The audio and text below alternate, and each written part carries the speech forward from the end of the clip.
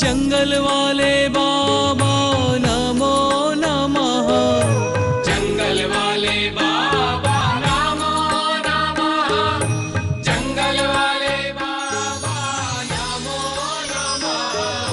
जंगल वाले बाबा नमो नमः। एक विद्वान बाहर जर्मन में प्रवचन के लिए जाते थे और वहां जाने के बाद वहाँ के लोगों को धर्म का, हमारे देश की संस्कृति और हमारे देश की सोच, मानसिकता, हमारे लोगों के आचार विचार, खान पान आदि के बारे में उपदेश देते थे। इस प्रकार उपदेश दे करके वहाँ के लोगों को उन्होंने बहुत प्रभावित करके रखा था। बड़े बड़े अफसर लोग भी वहाँ पर उनके उपदेश से बहुत प्रभावित हुए थे और प्रतिदिन उनके उपदेश सुनने के लिए आ जाते थे।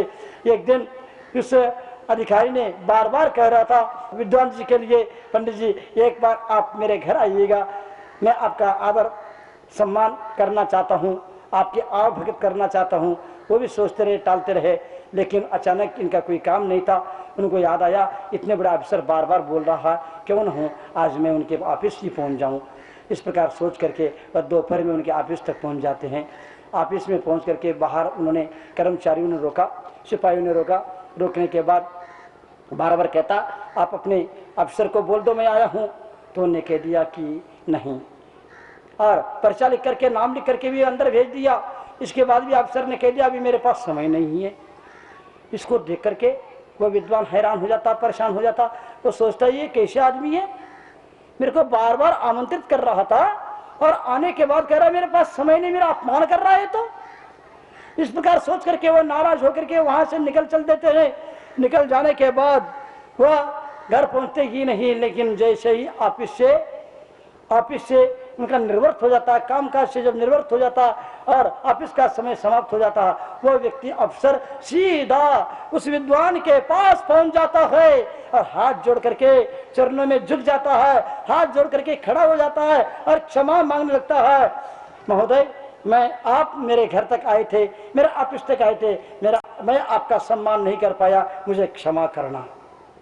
उन्हें सोचा दुविधा में पड़ी आखिर क्या खा, पहले तो बुलाया और अपमान किया और बाद में क्षमा मांग रहा है, ऐसा भी होता है क्या?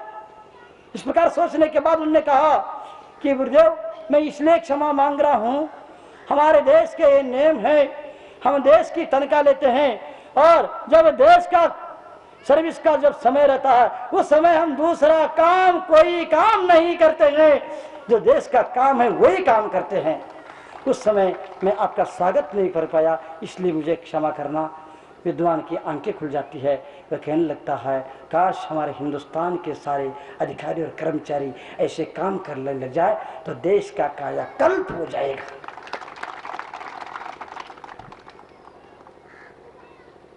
मेरा वो सबसे बड़ा धर्म था, आप मुझे क्षमा करना।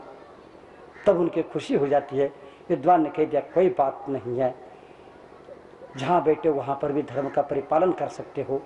मैं भी आप सभी से कहना चाहूँगा, सभी दुनिया में सभी लोग चाहते हैं राम राज्य लाना चाहते हैं, सभी राम राज्य लाना चाहते हैं। याद रखना सिर्फ राजनीति से राम राज्य नहीं आ सकता।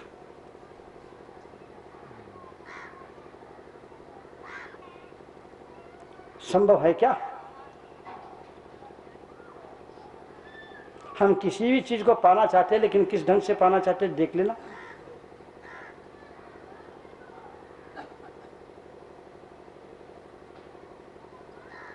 राम राज्य लाना इतना आसान नहीं है। आज अपराध, अराजकता और अनियमितता और अनैतिक अर्थ संचय की भावना आदि इतने बढ़ चुके हैं, ऐसा लगने लगा है कि मुझे समझ में नहीं आ रहा है देश में राम राज्य कैसे आएगा। हम राम राज्य ला सकते हैं क्या? राजनीति से राम राज्य आ सकता है क्या? बोलो। हम पहले राम राज्य लाने से पहले इंसानियत को धारण करें, मानवता को धारण करें। सभी धर्म के, सभी समाज के लोगों से आज मैं स्पष्ट रूप से संकेत देना चाहूंगा, चाहे देशभक्त हो चाहे धर्म भक्त, धर्म करने से पहले, कोई भी धर्म करने से पहले आप मनुष्य हो, पहले मानवता को धारण करो, तभी तुम्हारा देश प्रेम, धर्म प्रेम सार्थक हो सकता है, अन्यथा संभव नहीं है। सबका मूल क्या है? आज हमारे सामने समस्या है। देशभक्त कौन? हम देशभक्त है क्या? नहीं है। मैं पूछना चाहूंगा, अपने धर्म और अपने दायित्व को नहीं निभाने वाला भी कभी देशभक्त हो सकता है क्या? हम अपना दायित्व को ईमानदारी से निभा रहे हैं क्या? देश के साथ धोखा देने वाला कोई देशभक्त हो सकता है क्या? बोलो, जल्दी जल्दी बोलो। हम कहीं देश को धोखा तो नहीं दे रहे? हम अपने आचार के कारण, विचार के कारण, भावों के कारण, राग द्वेष के कारण, कषाय के कारण दूरियां बढ़ाने वाला, परस्पर के सामाजिक समरसता को समाप्त कर देने वाला देशभक्त हो सकता है क्या? बोलो। अराजकता फैलाने वाला, असामाजिकता फैलाने वाला, सांप्रदायिकता को भड़काने वाला देशभक्त हो सकता है क्या?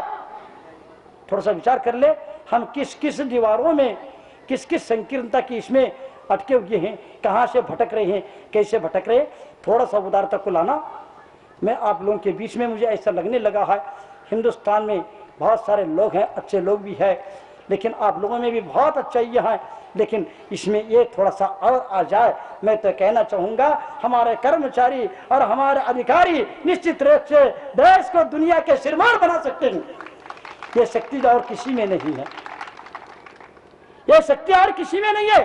सरकार में क्षमताएं नहीं है, सरकार में शक्तियां नहीं है। एक साधु और एक अधिकारी और कर्मचारी मिलकर के देश को दुनिया के सिरमौर बना सकते हैं। सिर्फ अपने शक्ति का उपयोग करें, हम सामाजिक बने, हम अराजक न बने, हम असहिष्णु न बने, अपने दायित्व और धर्म को निभाए तहे दिल से और सबकी दूरियां समाप्त करे, सबको बुराइयों से बचाए, सबको सही दिशा दे। जो हमारे देशवासियों को गलत दिशा देने वाला देशभक्त हो सकता है क्या? मैं कहना चाहूंगा, भ्रष्टाचारी भी क्या देशभक्त हो सकता है क्या? हमको टटोलना है। हम जिसका अन्न खा रहे हैं, जिस जमीन पर हम रह रहे हैं, उसके प्रति हम ईमानदार कितना है? हम देशभक्त हैं क्या देशद्रोही? किसी को उत्तर देने की आवश्यकता नहीं है, मुझे आपका उत्तर नहीं चाहिए। मैं आपको संकेत दे रहा हूँ, आत्मालोकन करें, आत्मचिंतन करें, सिंहावलोकन करें और अंदर उतरने का प्रयास करें। अपने जीवन को सार्थक करें, जहाँ जी रहे वहीं पर जियो, जैसे जी रहे वैसे जियो, लेकिन इस प्रकार के सोच के साथ जियो। निश्चित रूप से बहुत बड़ा काम हो जाएगा। तुम्हारा सुशिक्षित होना सार्थक हो जाएगा, तुम्हारा अधिकारी बनना सार्थक हो जाएगा, अन्यथा व्यर्थ की बातें हैं।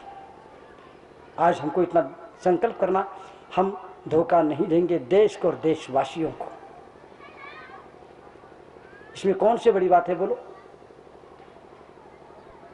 मैं पुलिस अधिकारी से कहना चाहूँगा, आज मैं बहुत प्रसन्न हूँ। अभी हमारी चर्चा चल रही थी कि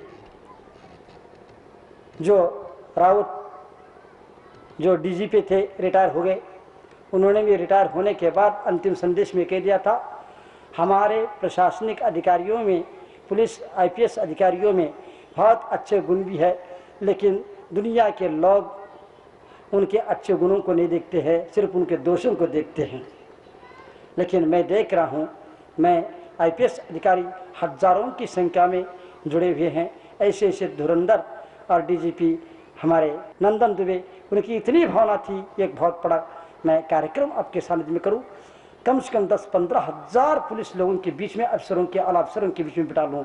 लेकिन उनका दुर्भाग्य रहा, वह परिश्रम करते रहे, लेकिन वह काम नहीं हो पाया, क्योंकि हमारा नरेंद्र कुमार का भी कांड हुआ, अनेक घटनाओं के कारण, व्यस्तता के कारण यहाँ वहाँ भागा दौड़ी करना पड़ा। मेरे समय आगे का निश्चित था, इसलिए मुझे निकलना पड़ा। वो बार बार क्षमा मांगते रहे।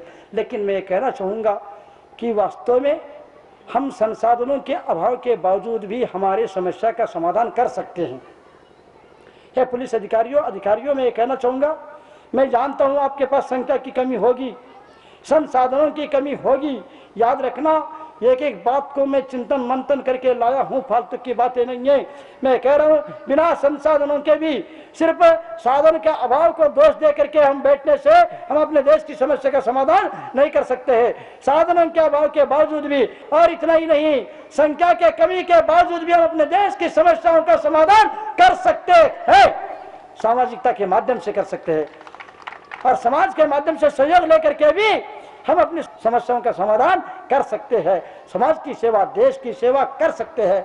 मुझे इन जैसे IPS अधिकारी हमें मिलते हैं, सैकड़ों की संख्या में ऐसे ऐसे धुरंधर है।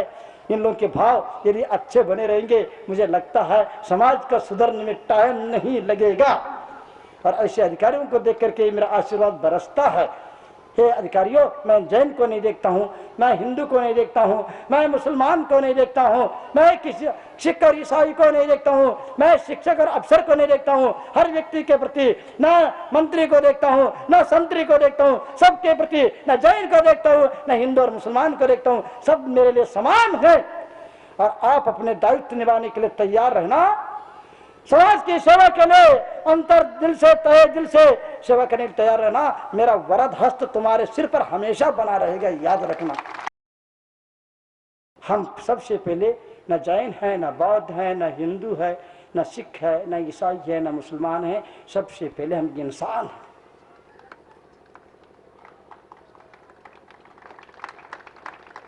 इसका एहसास है क्या आप लोगों को?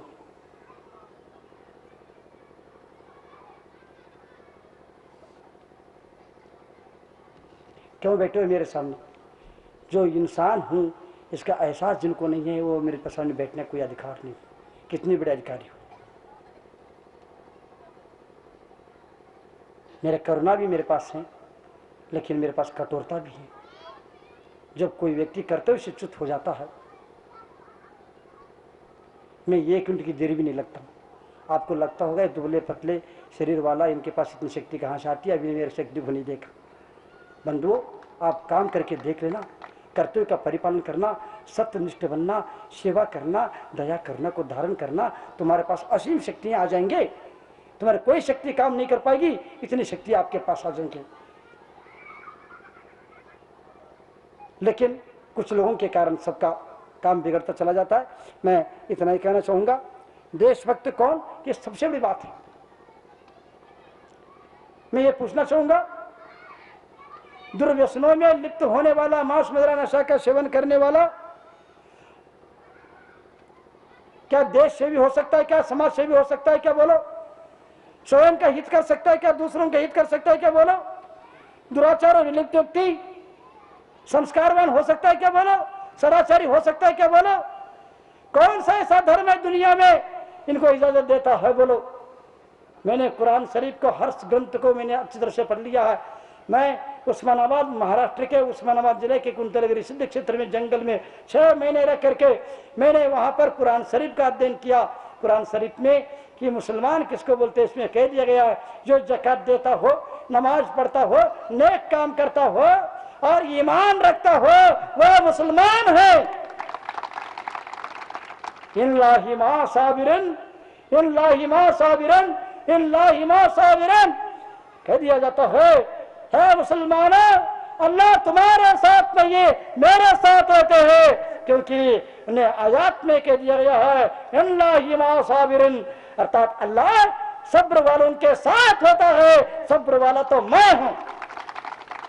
विचार कर लेना, आए मुसलमानों, मैंने जो जमीन से पाक चीज पैदा किया, उन पाक चीज को खाना और नेक काम करना, ये कुरान की आयत है। मैं स्वास्थ्य विभाग के लोगों से कहना चाहूंगा, क्या मांस मदिरा नशा का सेवन करने वालों का स्वास्थ्य ठीक हो सकता है क्या औषधि मात्र से?